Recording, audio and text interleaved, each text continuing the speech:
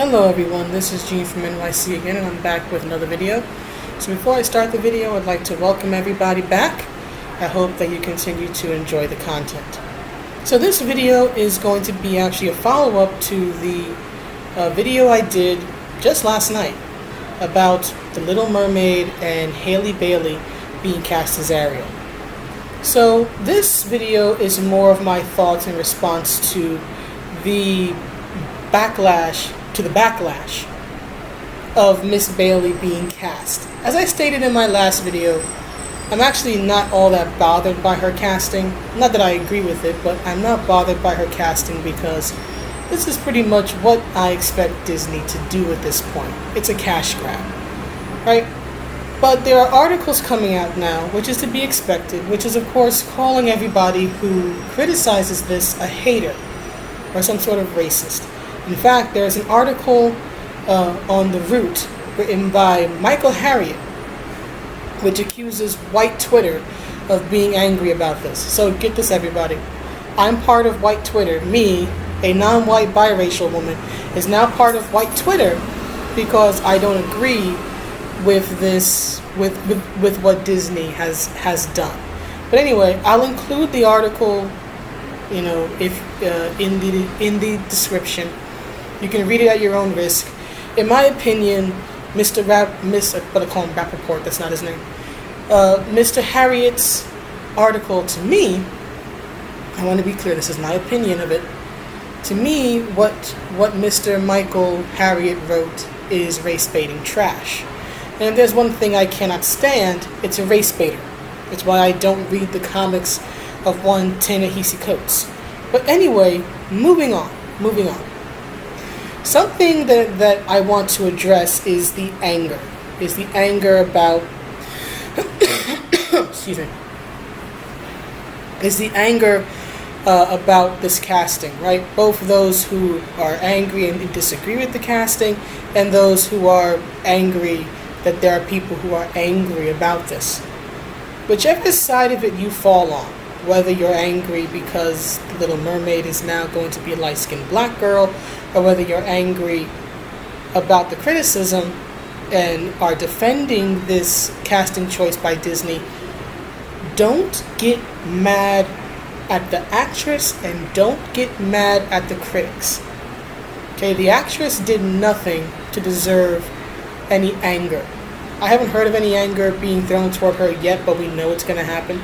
So for those who are angry about this, okay, remember to separate the two, right? The actress is one person. Disney's decision to cast her is an entirely separate thing. Don't blame the actress. Blame Disney. Okay, don't turn this into a Rose Tico situation, right? For those who may not know, something that happened when the Star Wars sequel films came out is that the character of Rose Tico was heavily criticized and mainly trashed, right? She was considered to be a low point of the films and not a very well-developed character. What is alleged is that there were some fans who got angry at the actress, Kelly Marie Tran, and basically lashed out at her because they were angry about her character. Please, if you are angry about Ariel being cast as a young black mermaid, I guess you could say, don't get angry at Halle Bailey. Get angry at Disney. And for those who are defending this, I encourage you to. Don't get mad at the critics. Don't get mad at me or white Twitter or anything else because they're criticizing it. Get mad at Disney. Now you may be saying, Gene, why should people get mad at Disney? Let me explain why people should get mad at Disney. As I said in my other video, I firmly believe that a large reason why this actress was chosen is because of The Princess and the Frog and how it performed in theaters. While the movie did well, it did not hit that rarefied air, that iconic status that other Disney films share. So, after reading a comment that was left by one of my very good online friends, Sturgid Nathaniel, I hope I said your name right, man. After reading one of his comments, I decided to look into something. I looked into the next 3 princess films. I want to be clear, but I'm talking about the Disney films. In this case, I'm talking about the Disney princess films, the Disney princess line. I looked into that. I looked at the next 3 films that came out after Princess and the Frog. Those are Tangled, Brave, and Frozen. And guess what I noticed? All of them take place in some area of Europe, right? Tangled is an adaptation of the fairy tale Rapunzel.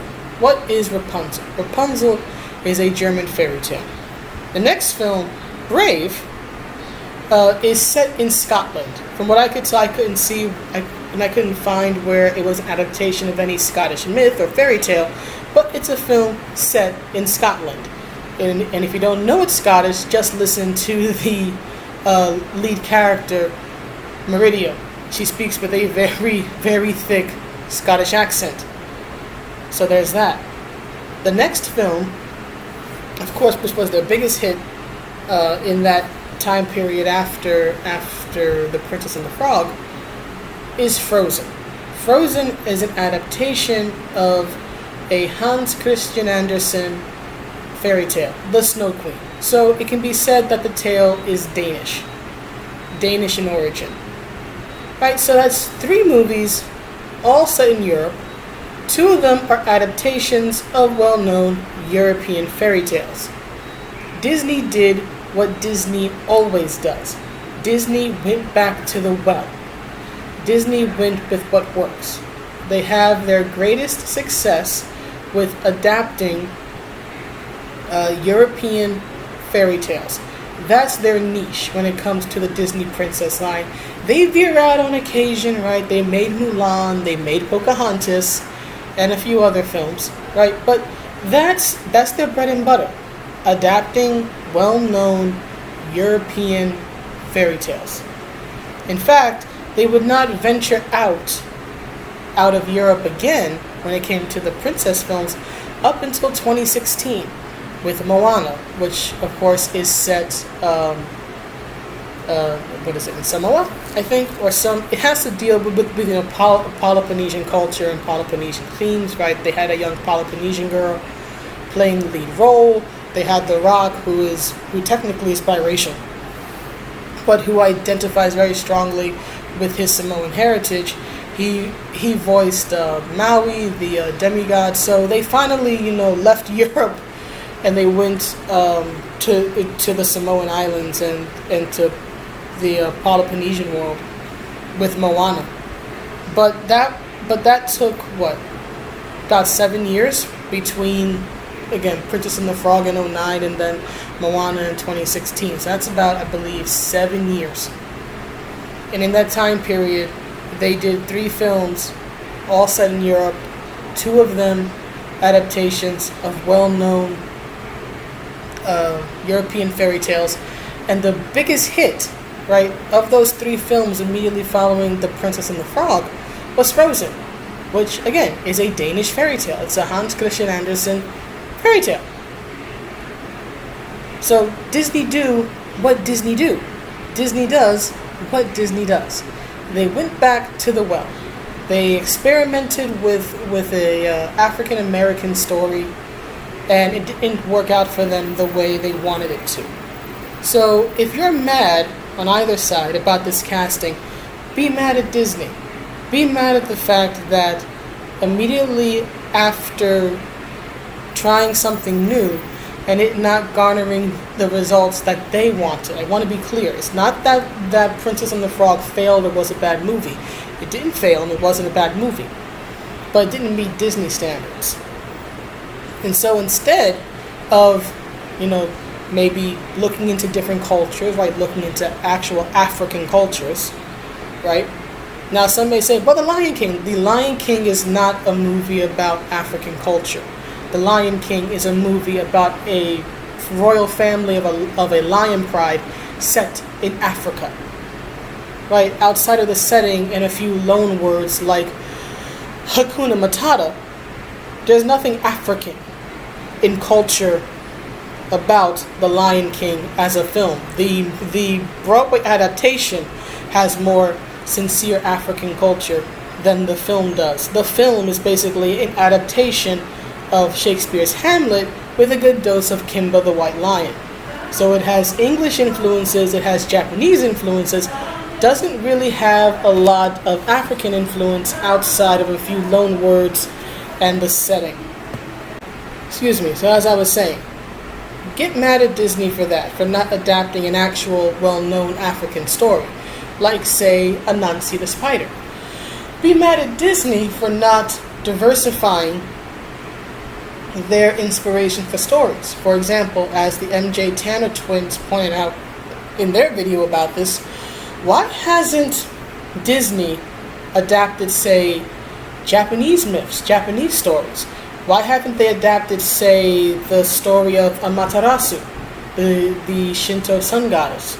Why haven't they adapted the real-life story of Tomoe Gozen, one of Japan's most prominent and very few female samurai?